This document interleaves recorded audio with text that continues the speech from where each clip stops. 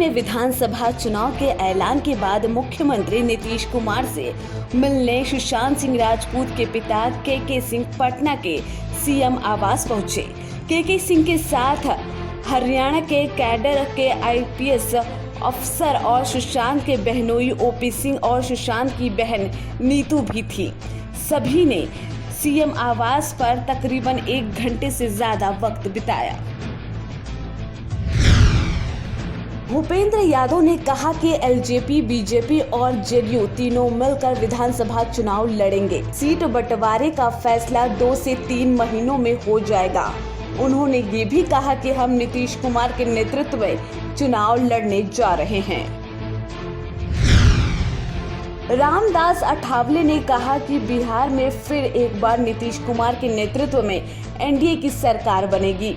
हमारी party NDA के साथ है। उन्होंने कहा कि वे भी चुनाव में बिहार में एनडीए के समर्थन में चुनाव प्रचार करेंगे। बिहार विधानसभा चुनाव 2020 के लिए बीजेपी ने महाराष्ट्र के पूर्व मुख्यमंत्री देवेंद्र फडणवीस को पार्टी का चुनावी प्रभारी नियुक्त किया है।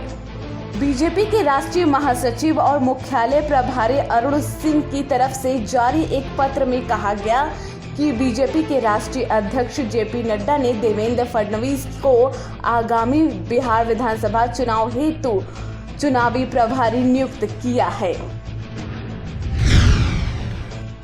तीसरे मोर्चे के गठन के साथ ही रालोसपा को एक और झटका लगा है। पार्टी के प्रधान महासचिव माधव आनंद ने पद से इस्तीफा दे दिया है। इस दौरान उन्होंने कहा कि बिहार की बेहतरी का एजेंडा रालोसपा में रहकर पूरा नहीं हो सकता। माधव आनंद जल्द ही आरजेडी में शामिल हो सकते हैं।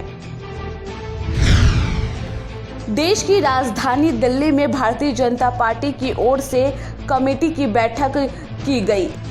बैठक का मुख्य उद्देश्य यही रहा कि बिहार विधानसभा चुनाव के मद्देनजर बीजेपी चुनाव की अंतिम रूपरेखा तय कर ले, जिसमें उम्मीदवारों की सूची के साथ बीजेपी कितनी सीटों पर चुनाव लड़ेगी ये भी तय कर लिया जाए। बिहार में आगामी विधानसभा चुनाव के लिए कांग्रेस अपने सहयोगियों के साथ सीट बंटवारे के फार्मूला पर चर्चा करेगी। इसके लिए पार्टी ने अपने नेताओं को बिहार से दिल्ली बुलाया है। सीट शेयरिंग को लेकर कांग्रेस के रुख पर आरजेडी के प्रमुख प्रवक्ता भाई वीरेंद्र सिंह ने बड़ा बयान दिया है।